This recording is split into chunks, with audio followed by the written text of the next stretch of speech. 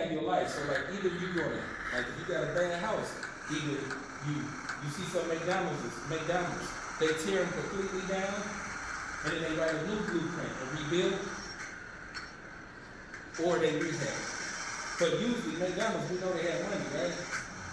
But why is it that they tear the whole building down and then just build it back up? Why is it that they just don't come in and rehab the building?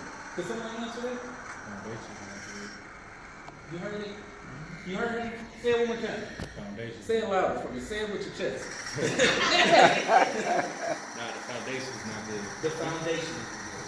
So why is it that McDonald's comes in, they have money, they can come rehab it. We buy these houses and we just rehab it. We come in, we put new plumbing in, we put new pipes in, and we want to rehab it.